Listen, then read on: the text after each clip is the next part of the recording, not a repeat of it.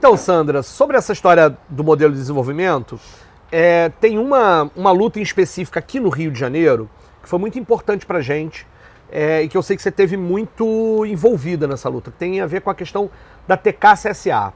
Conta pra gente como é que foi essa luta, como é que tá a situação agora, pra gente falar um pouquinho dessa história, de como é que esse modelo de desenvolvimento chega no Brasil e no Rio de Janeiro. Uhum. Bom, é interessante porque eu estive na Alemanha em 2002 e fui participar de um seminário lá e tinha que estudar os investimentos alemães no Brasil. E naquele então, estava previsto a instalação de uma mega siderúrgica da ThyssenKrupp, que é uma das maiores empresas, né, desde sempre. A Krupp fez 200 anos, né, um ano retrasado, 200 anos de siderurgia, né. Nossa. Se fundiu, né, com a Thyssen. E aí, ou ela se instalaria, naquele então, em 2002, na Rússia ou no Brasil. E aí, terminou que ela se instalou no Brasil, tentou se instalar no Maranhão, em São Luís, houve um movimento de resistência lá, grande, e ela não conseguiu se instalar em São Luís, aí, na época, a garotinha ofereceu todas as benesses para ela se instalar ali no Distrito Industrial de Santa Cruz, naquela região ali da reta da João 23. Começa em 2005, mais ou menos, e começa, e a gente tem contato com essa luta a partir de 2006, 2007, e a gente, na realidade, começa o contato com essa luta a partir de denúncias internacionais. Nós fizemos uma denúncia no Tribunal Internacional de Empresas Transnacionais que atuam na América Latina. Então, a gente começou num processo de denúncia internacional por quê? Porque os pescadores, naquele momento, já estavam organizados e fazendo uma resistência ao processo de construção da empresa. Fazendo barqueatas e tal. Então, nós começamos, a partir desse trabalho de denúncia internacional, a fazer um trabalho mais local de acompanhamento àquela resistência e, principalmente, tentando fazer as pontes para fazer ecoar aquela voz que estava ali muito localizada, muito silenciada, né? Então, acho que esse trabalho foi interessante porque começa com esse processo de denúncia internacional e vai para a construção dessas pontes.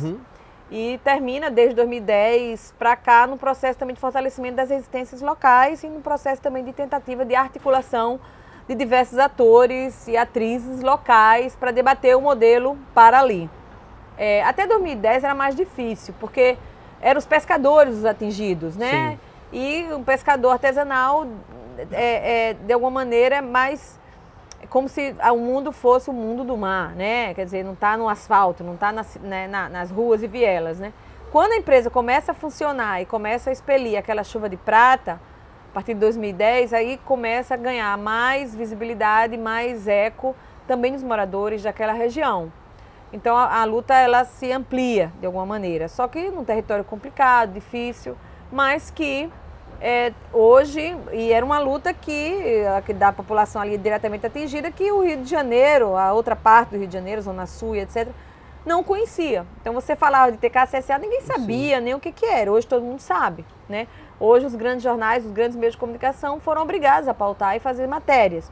Então uma luta que estava invisível, apesar de ser a maior siderúrgica da América Latina, dentro da cidade do Rio de Janeiro, numa metrópole, uma Bahia que é parte de uma costa verde, uma costa lindíssima, de grande diversidade, não só biológica, mas também de povos, né? Ali tem caiçaras, tem indígena, quilombola, tem toda a diversidade e que está absolutamente sob uma ameaça.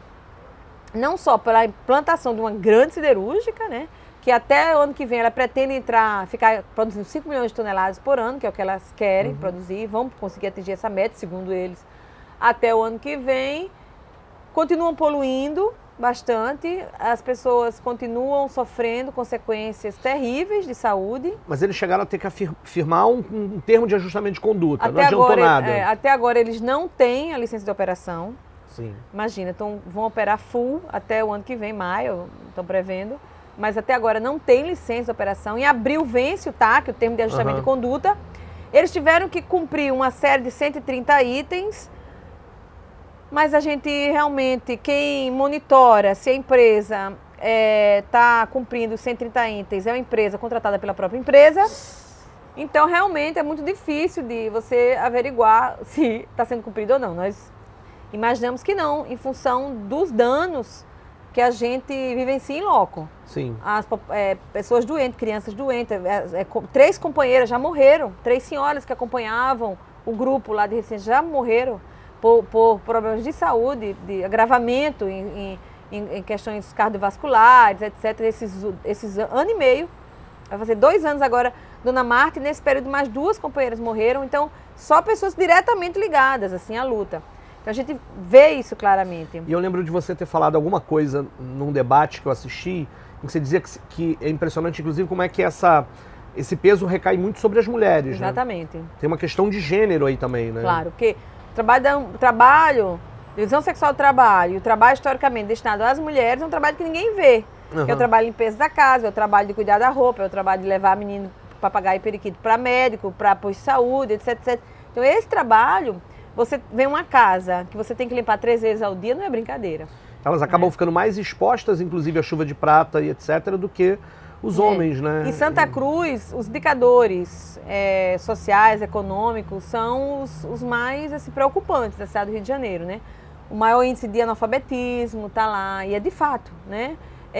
As famílias chefiadas por mulheres, é lá, a grande Cidade de Deus e Santa Cruz, população negra, em grande maioria. Então a gente vê a questão do racismo ambiental muito forte também, né? A população mais negra, mais empobrecida, é lá onde se instalam mega empreendimentos poluidores, sem licença, como se fosse terra de ninguém. Então a gente vê muito claramente essa ideia do racismo ambiental e assim, a preocupação que a gente tem com a cidade do Rio de Janeiro, que é de um lado uma Baía de Sepetiba, outro lado uma Baía de Guanabara.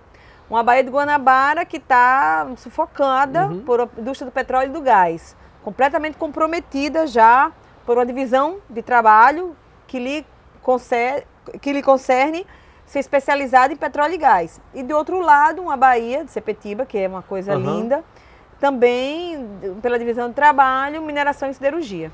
Nossa. Portos de exportação, tem o Porto Itaguaí, que está se ampliando, tem o Porto Sudeste, que era do Eike Batista, mas agora está na mão de outro grupo, tem o Porto da Marinha, para o submarino nuclear, e tem outras áreas licenciadas, assim, compradas, na verdade, não conseguiram licença, para outros portos, como, por exemplo, tem uma área ali, Mangaratiba, que é comprada por uma empresa canadense de mineração, com 9 hectares, ou seja, uma área igual à área da TKCSA para a implantação de um mega porto também para exportação de minério. Eu nem estava sabendo.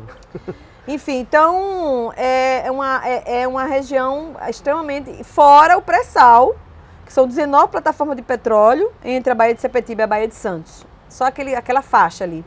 Ou seja, adeus Ilha Grande, adeus todo aquele complexo lindíssimo que é da Baía da Ilha Grande, da Baía de Sepetiba, formando um só ecossistema. Então, é extremamente preocupante. E se a gente liga isso com o corredor do Maciço da Pedra Branca, que também é uma área diretamente ligada à Baía de Sepetiba, onde o Maciço da Pedra Branca é 3 vezes maior do que o Maciço da Tijuca. E é a 2ª maior floresta urbana do mundo, né? E ali, e como o Rio de Janeiro, o Plano Diretor da Cidade do Rio de Janeiro não reconhece que haja área rural, então todos aqueles produtores que vivem ali, produzindo caqui, produzindo bananas, quilombolas, que tem vários quilombos ali, inclusive estão conseguindo reconhecimento e tal, mas para o Plano Diretor da Cidade aquilo não existe, porque não existe área rural dentro da cidade do Rio de Janeiro, é tudo urbano. A Baía de Sepetiba seria assim a última fronteira do desenvolvimentismo no Rio de Janeiro. É assim que a gente está analisando. É a última fronteira. Muito interessante. E para fechar, tem uma outra coisa que eu lembrei enquanto você falava, né? Vai ser construída uma ciclovia em Laranjeiras, né? Que vai descer a Rua das Laranjeiras, e o dinheiro, os recursos para construir essa ciclovia, eles na verdade têm a ver com a isenção fiscal da TKCSA, ou seja, polui na Zona Oeste e resolve e faz a compensação ecológica, a compensação ambiental na Zona Sul do Rio de Janeiro. A ciclovia na Rua das Laranjeiras é absolutamente necessária, inclusive por essa lógica. As pessoas dizem, mas não vai, porque tem muito carro e tal, para inclusive combater essa lógica de que o carro seja o dono das ruas. Mas ela não precisava ser feita com dinheiro de compensação ambiental né, da TKCSA, que no nosso entendimento, qualquer compensação ambiental não é suficiente para resolver. Eu acho que, né, pare TKCSA mesmo, mas na medida em que tem recursos para isso, isso devia estar sendo feito lá na própria Zona Oeste. A gente vai enfrentar agora o início de um cenário, inclusive, de disputa da cidade do Rio de Janeiro, de disputa entre modelos de desenvolvimento, em que a gente precisa construir, né, qual é o modelo que é alternativo a essa cidade dos mega eventos. E se você quiser falar também sobre os mega eventos, sabe, porque a gente não falou nisso ainda, talvez seja uma questão importante. E a gente ainda está com o financiamento de campanha ameaçando ser regularizado aquilo que até então o STF ia julgar ilegal, mas, né, o Gilmar Mendes está lá há 1 ano com isso sentado em cima daquela questão, e continuamos com as empreiteiras que se alimentam desse modelo de desenvolvimento, financiando os governos que mantêm esse modelo de desenvolvimento em curso, e a gente tentando resistir de todas as formas para construir um outro projeto alternativo. Para fechar, eu acho que talvez seja o último tema da nossa entrevista, a gente vem desde 2012 tentando construir esse debate, ou seja, há uma cidade balcão de negócios, há uma cidade dos mega eventos, há uma cidade do racismo ambiental, há uma cidade que é o Rio de Janeiro desse processo. E a gente tem tentado dizer, olha, nós queremos uma cidade de direitos, né? Queremos uma cidade em que os direitos sejam a primazia, sejam aquele elemento mais importante para o poder público.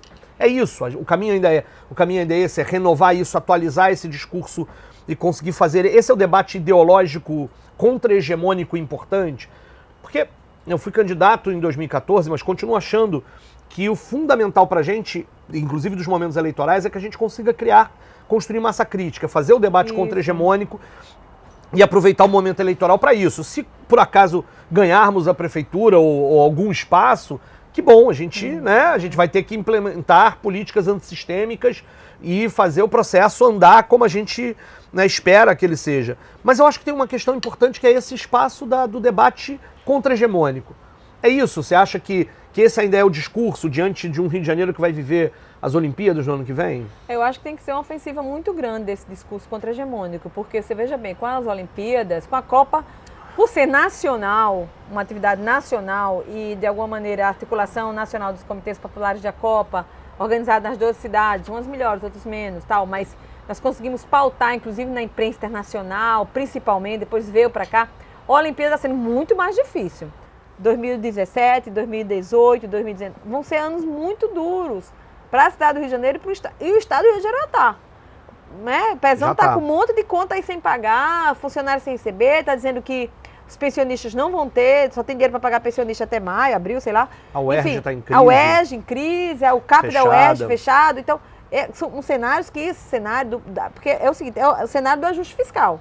O que está acontecendo a nível nacional acontece também a nível dos estados e municípios. Não tem como. Você tem que ajustar suas contas para garantir o pagamento da dívida financeira. E aumentando a dívida social, aumentando a dívida ambiental, né? E a gente sempre trabalha com essa perspectiva da dívida como mecanismo de dominação, e a dívida financeira aumenta essas dívidas, que são dívidas que o Estado brasileiro tem com as populações, principalmente as populações mais empobrecidas, dívida social, né? Principalmente em saúde, educação, em moradia, em transporte. Para nós é uma dívida social que o Estado tem com as populações. Mas a gente tem esperança. Claro, óbvio. A gente tem perspectiva de fazer desse processo um processo de construção do novo, de construção. Eu acho que a gente está vivendo esse processo de crise política, que é o encerramento de um ciclo, e a gente está no centro e num espaço, num lugar que é o Rio de Janeiro, que é talvez o lugar mais propício para ser também o laboratório da resistência, o laboratório exatamente dessas experiências tirar alguma novidade, né? Se ele é esse laboratório do capital, se é esse laboratório onde esse modelo de desenvolvimento se implantou de forma tão bem acabada, ele é também a possibilidade que a gente consiga construir as resistências para ele. Eu tenho certeza que a gente vai estar junto. Né? Já estão, né?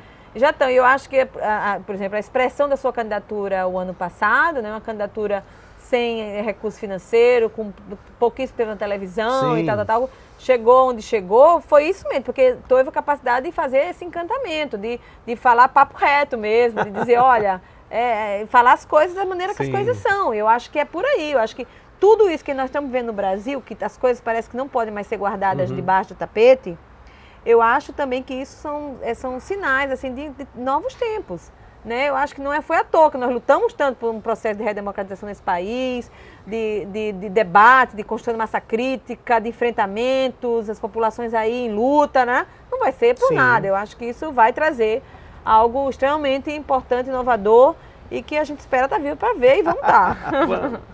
Bom, gente, estamos encerrando aqui agora o Papo Reto com Tarcísio, o primeiro programa. Eu agradeço muito a presença da Sandra Quintela. Acho que foi um ótimo papo, acho que a gente teve muito aqui a contribuir e a aprender nessa conversa, na medida que a gente fala, que a gente ouve, que a gente reflete sobre as coisas juntos, a gente aprende muito mais. Muito obrigado aí, até a próxima no Papo Reto com Tarcísio.